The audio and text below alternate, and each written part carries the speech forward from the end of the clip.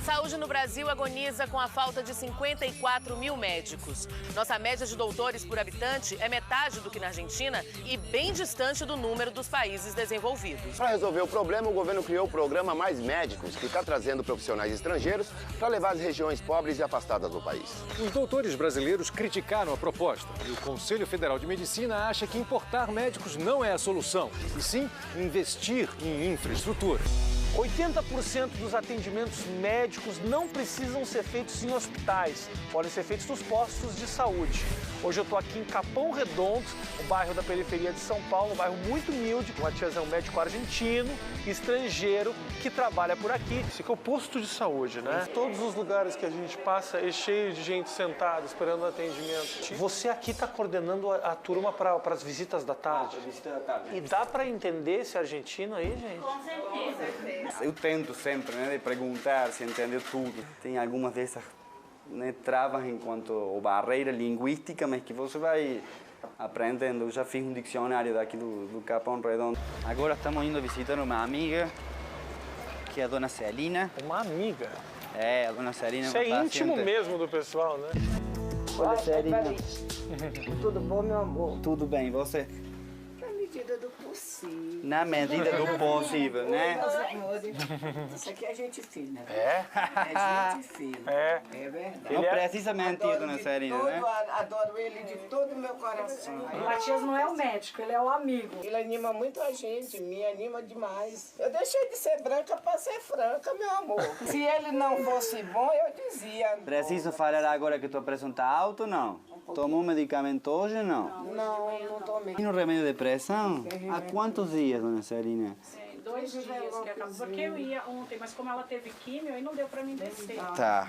Aí hoje... Falem para Luciene, falem para alguém, mas não fiquem sem medicamento. Eu te falei que o caminho que a gente ia, esse percurso que a gente ia ter com tudo isto é longo. Eu te prometi que ia te acompanhar em todo esse processo e continua sendo assim. Então vamos passo por passo. O próximo é fazer tomografia e fazer esse endoscópio e voltar com o cirurgião. Mas eu tô com medo. De quê? Porque ele, quando foi para mim operar, eu ia operar dia 22 de abril. Aí ele falou, se pessoas que têm 25 anos, ele dava 50% assim de... Né? Mas isso são números, dona Celina. Mas só o cirurgião falou, meu Mas amor. são números, eles só falam de números. Mas eu, como tinha 71 anos, ele me dava 20%. Aí eu fiquei...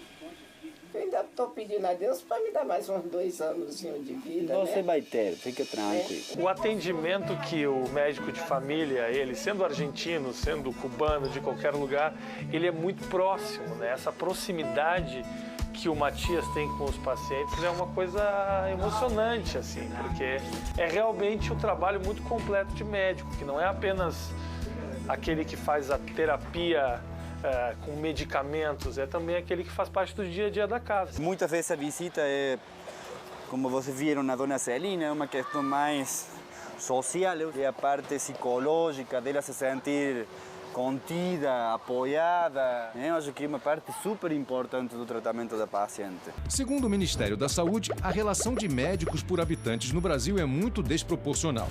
Enquanto apenas 4% dos profissionais registrados trabalham no norte, 57% estão na região metropolitana de São Paulo. Eles chegaram causando barulho, não que fosse essa a intenção. Os médicos cubanos desembarcaram no Brasil para assistir mais de 700 municípios carentes não selecionados na primeira etapa do polêmico programa Mais Médicos. Mas quem são esses cubanos? Eu sou médico, especialista em medicina geral integral. Já estou com 17 anos de experiência. Cuba está prestando colaboração médica em mais de 60 países no mundo. E aí não se escolhe lugar também, né? Não escolhe, não.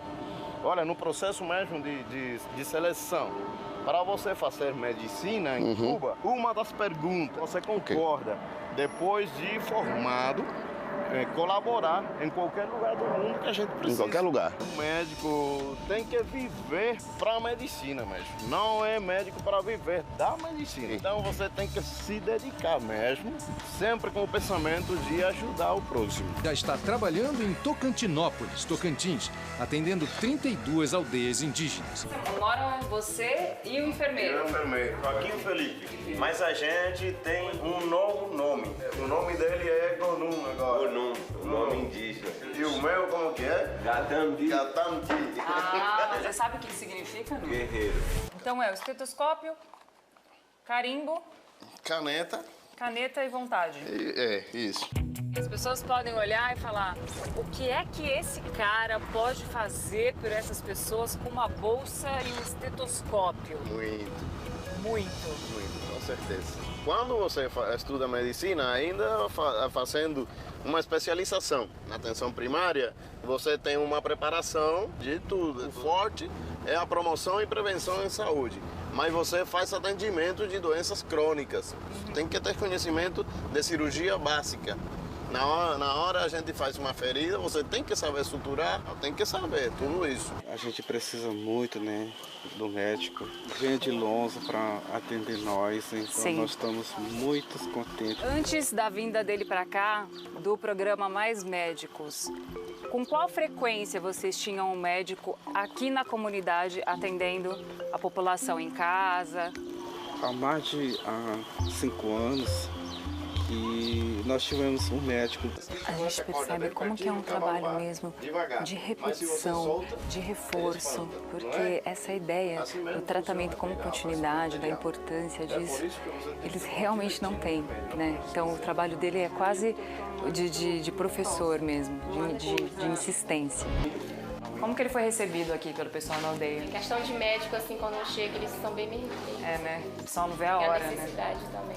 Essa estrutura que parece tão pequena, para eles, é primordial. Também, sem conseguir atrair médicos brasileiros para trabalhar na cidade, Quaraí, no Rio Grande do Sul, aproveitou o acordo bilateral entre Uruguai e Brasil e garantiu na justiça o direito de contratar profissionais uruguaios sem o revalida. Isso mesmo antes da proposta do governo federal de importar estes profissionais. E o que o senhor atribui à dificuldade de trazer médicos brasileiros para o interior do país? Começa pela formação. Eu sou egresso de uma faculdade federal. Elas não nos passam que é importante a consideração do interior do Brasil, das cidades de menor tamanho, das periferias, como uma alternativa de trabalho. Então, o médico é formado, via de regra, com uma visão metropolitana. Você sente alguma diferença entre os médicos uruguaios ou os brasileiros? Não, meu atendimento é o mesmo. Você gosta do atendimento? Eu adoro ele. E você então concorda com essa ideia do governo brasileiro de trazer médicos? Entre uma falta de médico e trazer os médicos de fora e os médicos de fora. E gosta do atendimento daqui? Sim, gosto. Fui bem atendida também. Tanto dos uruguaios quanto dos brasileiros? Sim. Tudo para mim é a mesma coisa, né, minha filha? Porque a gente precisa de médico, né?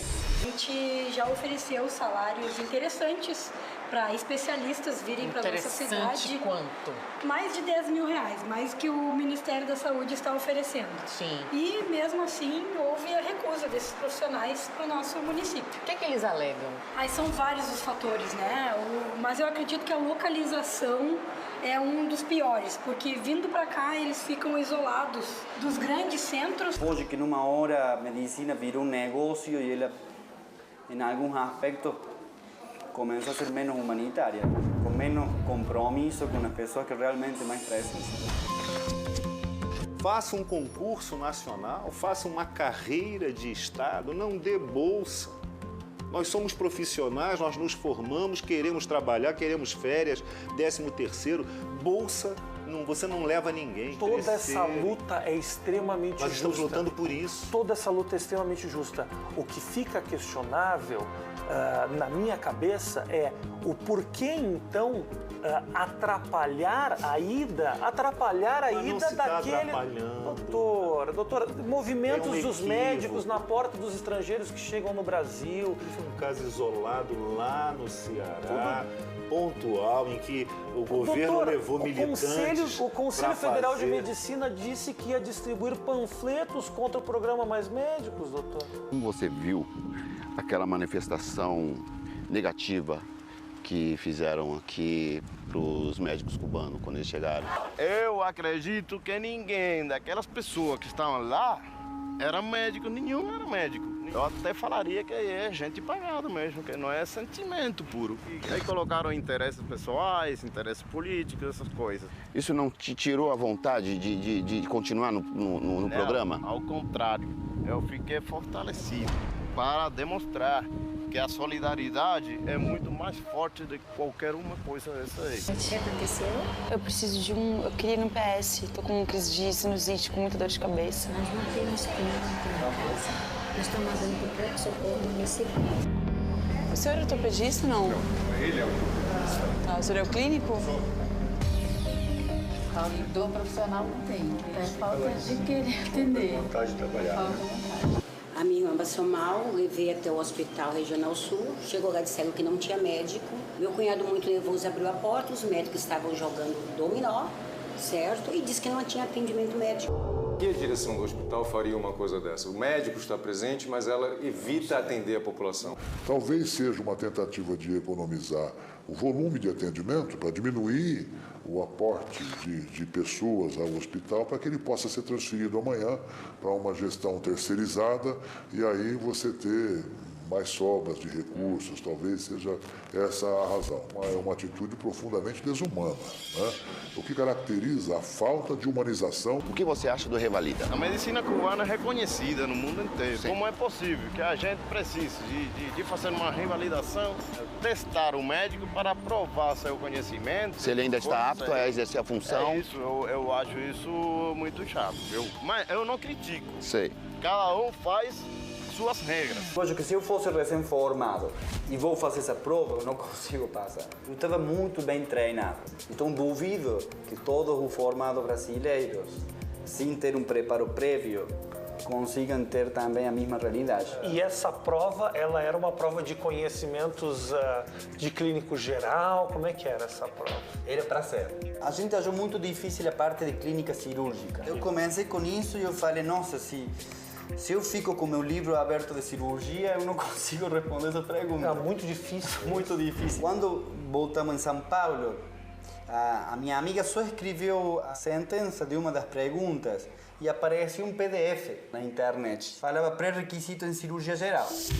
Ou seja, eram perguntas feitas para médicos já cirurgião que estavam se subespecializando em cirurgia plástica, cirurgia torácica, cirurgia vascular. Você quer me dizer que as perguntas, algumas dessas perguntas eram perguntas de especialistas? Claro, isso era pergunta para especialistas. E qual que você acha que é a tua importância aqui nesse lugar, hein, cara? Eu acho que uma paciente foi que me falou isso, que eu não era médico, que eu era agente de mudança, porque eu conseguia mudar a realidade dele. Mas ela me falou como empolgada. A medicina, ela é uma paixão, ela é uma vocação.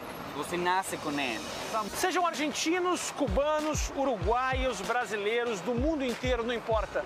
O Brasil precisa de mais médicos, isso é um fato. Precisa, é claro, de infraestrutura, senão os médicos não têm como trabalhar, sejam eles de qualquer nacionalidade.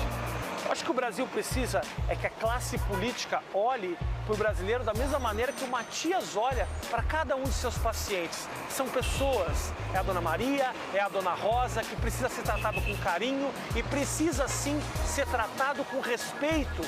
Um país do tamanho do Brasil precisa de saúde para continuar crescendo.